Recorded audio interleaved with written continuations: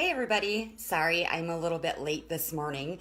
I actually had a topic that I was going to discuss today, and then I had somebody reach out to me and ask me about a few things, so I figured that I would change it up. And because I am the way I am, I had to take a few minutes to kind of figure out everything that I was going to say.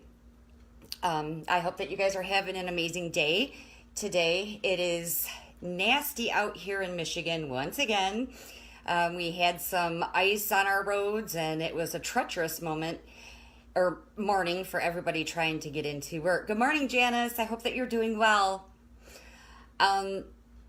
So today is going to be my Friday. My husband has a procedure that he is having done on his leg tomorrow. So I am not going to be available.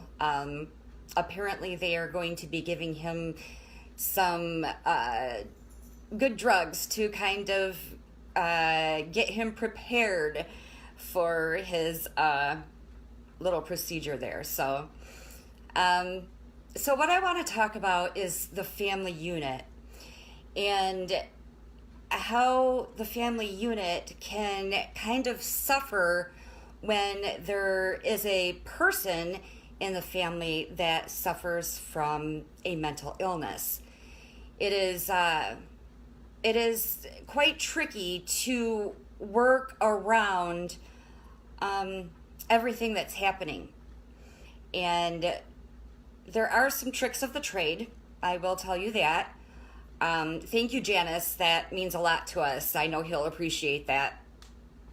But the thing that I want to say is that mental illness is no different than any other type of illness. If a person has cancer, it's an illness. If a person has diabetes, it's an illness. If a person has heart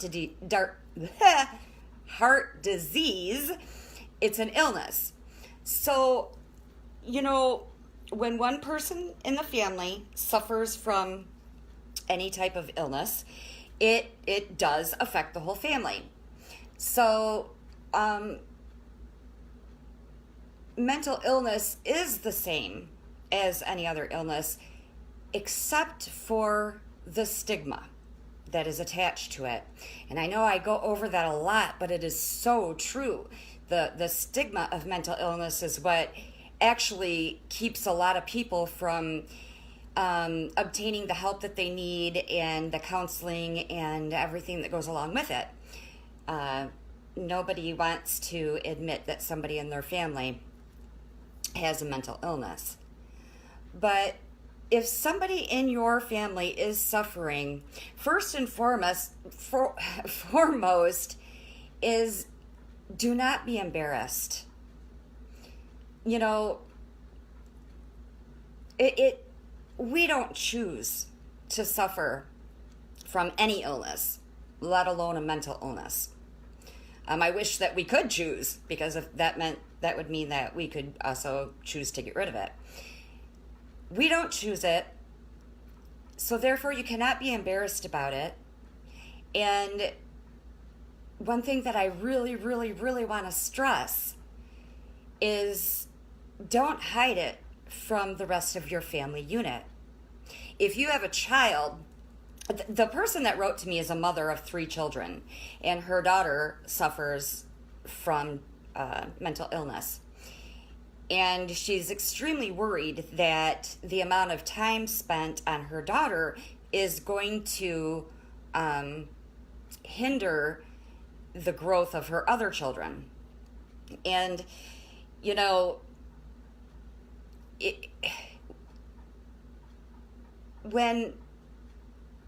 just like any other illness, there are going to be times where there is a crisis. If you have cancer, there will be times that the person ends up in the hospital for a while. If you have COPD, there will be times that you end up in the hospital for a while. So there are times of crisis in every single illness. mental illness included. In those times, you obviously have to focus on the person that's in crisis, no matter what illness it is.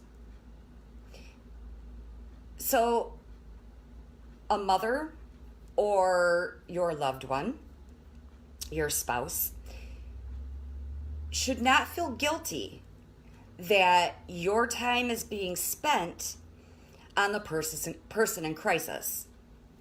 It has to be spent on the person in crisis. If you were to tell me that you had 3 children and one of your children were suffering from mental illness, and when that person was in crisis, you told me that life was going just like normal, I would be worried. I would be worried about the person in crisis. So there are going to be times when the family unit is in disarray. You can't help that. Those are things that are beyond your control. You need to be there for the person in crisis. Do not feel guilty about that. If the doctor permits it, take your children with you to the hospital when you go to see your loved one that's in there. There's going to be times where the doctor says it's probably not a good idea, but if it's allowed, the doctor says it's okay, take them. Take your children with you, even if it's a spouse that's in crisis. If you shove those children to the side, that's when your problem will arise.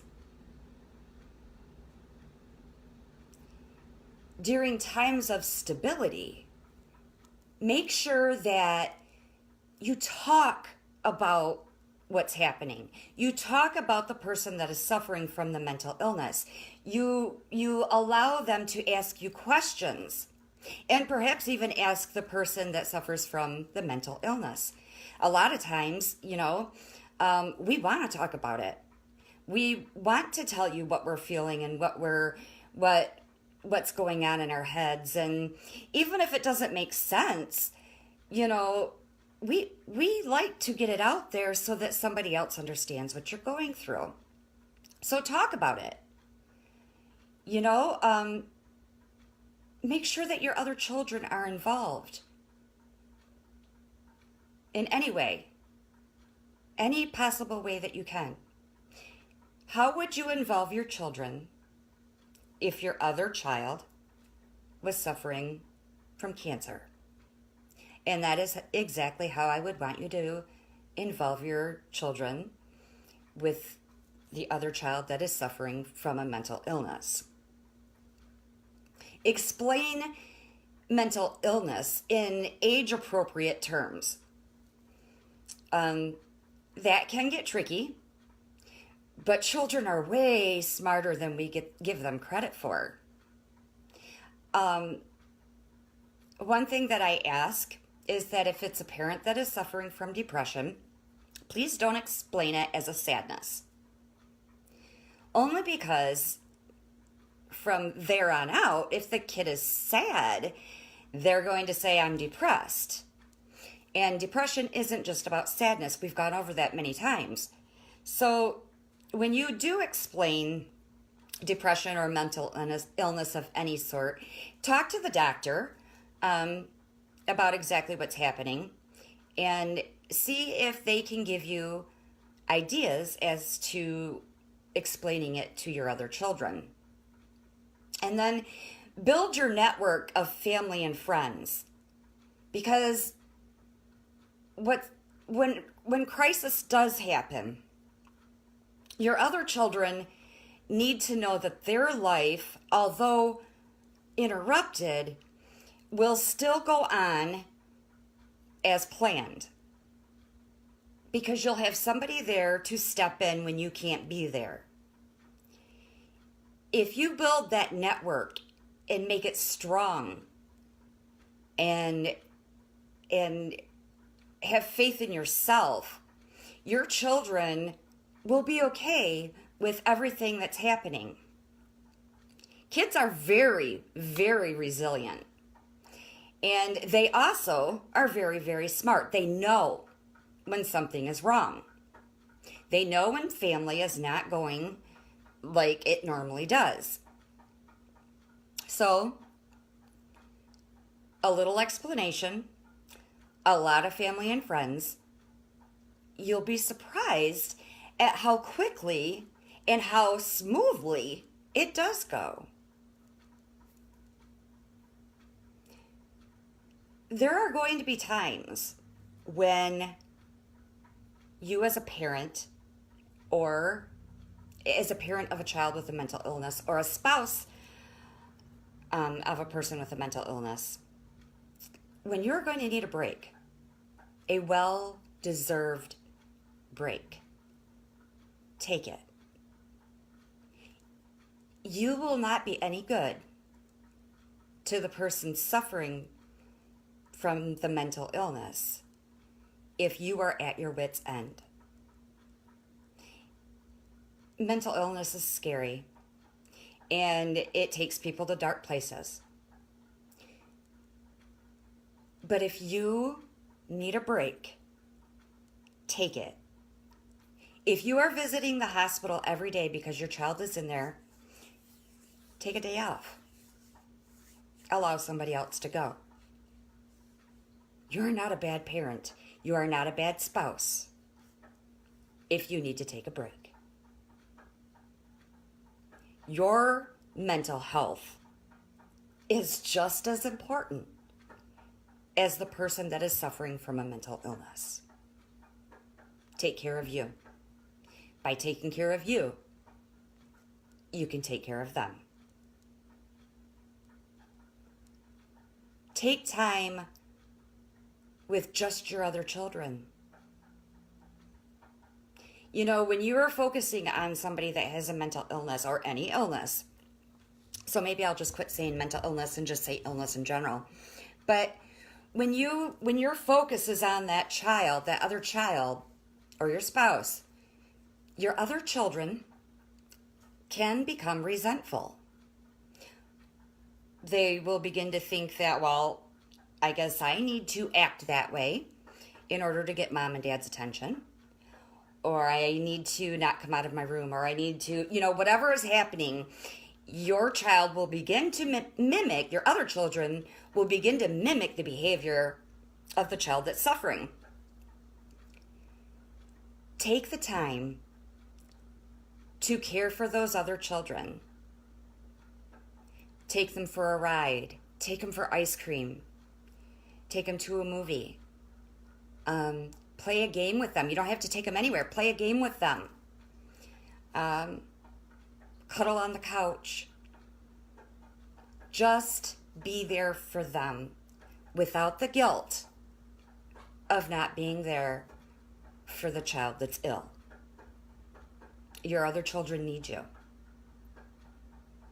And your other child that's ill will be okay if you take the time with your other children or your spouse. This is a hard one. Do not parent from guilt. Now, all of us as parents, we have a really bad habit of, oh, well, I wasn't there for this, so now I'm going to go buy them Xbox or whatever the newest game console is. I missed the play because my other child was in the hospital and I had to be there. So I am going to buy them a Corvette, which I would have loved if my mom would have done that. But, you can't do that. You cannot parent from guilt. You shouldn't parent from guilt, period. We do, and I get it. However, try your hardest not to. You can apologize for missing an event. But you know what? Your child, your children, are all going to be in circumstances in life where they are disappointed. And yeah, they may be disappointed that you missed that play because your other child was in a crisis. However, you're also a safe place to land. So when your child is disappointed and they come home, allow them to yell at you, allow them to be sad, tell them you understand how they feel, hug them, and move on.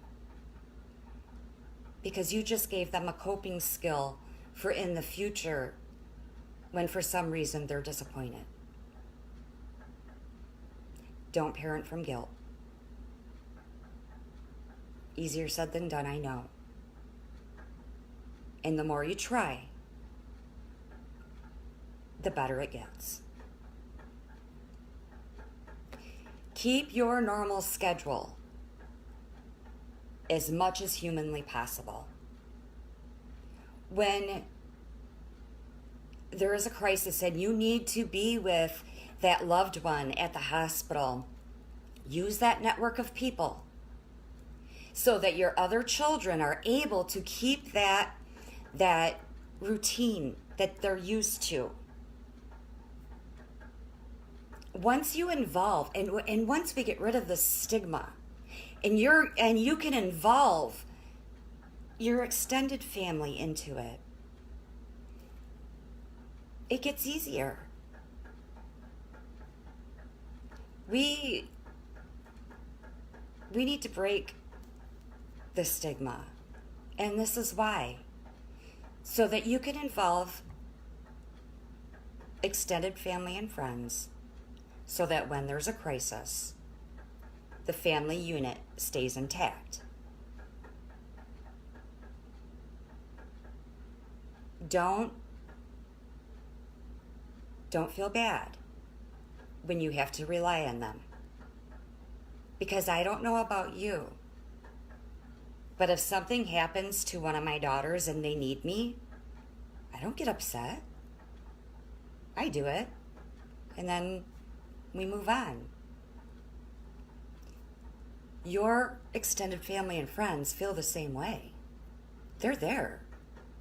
They're willing to help. They want to help. Allow them to help.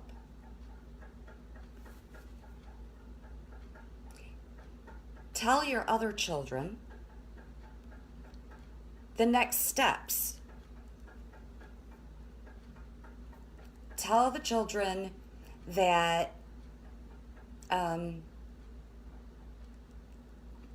Sissy's going to be in the hospital for a while longer. They are working on blah, blah, blah. Mom will be coming home from the hospital as soon as she is able to do A, B, and C. Next steps. We are all better when we know what's going to happen next. Fear of the unknown is everybody's fear. When you can involve your children in the next steps and they can kind of expect what's happening next, they're okay. They can deal with things a little bit better. They can go to school the next day and know that, okay, my sister is going to be in the hospital for a few more weeks because she has to have more counseling. When a person has cancer, the doctor lays out, okay, you need to have radiation for this long, chemotherapy for this long. Once you're done with that, you'll have a CAT scan and we'll go from there. And you're okay with that. It's the same with a mental illness. Your doctor will say, first we have to do this, and then this. And then once you get to here, you can go home. Or, whatever's happening next. The more you know, the more you plan, the easier it gets. As much as it's trial and error for the person that is suffering, you were going to try this medication, and if it doesn't work, then you try this medication, or you try this counseling. If that doesn't work, you try this counseling, or this therapist or that therapist. It's the same thing for your family life. It's trial and error. Okay, so this didn't work this time that my daughter was in crisis. So we're going to try this next time if it happens. It's okay. My God, as a parent, we all go by trial and error. My kids didn't come with any type of instruction. Would have been a heck of a lot easier to raise 4 daughters had they came with instructions, but they don't. So trial and error is not a bad thing. If it doesn't work this time, try something different next time. It's okay. And you need to know that in here. You need to know that if you screw up this time, parenting, it's going to be better next time. I was a much better parent with my youngest daughter, as I was more than I was with my oldest daughter. Trial and error. And then, of course, there was trial and error with my youngest daughter because she wasn't the same as my other 4 or 3 daughters. That's life. That's parenting. Don't be hard on yourself for using trial and error. Cut yourself some slack. You're doing it. You're parenting, and you're doing one of the hardest jobs out there. It's okay. You're not going to screw up your kids. I promise you. You're not. There is no such thing as a super mom or a super dad or a super husband or a super wife. There isn't. So don't lay that on yourself. Exactly, Janice. And that's what hurts my heart, is that the stigma is what stops a lot of us from talking about things, from getting help, from telling our family what's going on. That stigma hurts. And the more we say it's okay to the person that has a mental illness, the better our world is going to be. And we also need to realize that depression is a mental illness. Anxiety is a mental illness. I know a lot of people, when they hear the words mental illness, they're thinking of somebody that is not in their right mind. They're delusional. They're you know what I'm saying? Mental illness is just the opposite of mental well-being.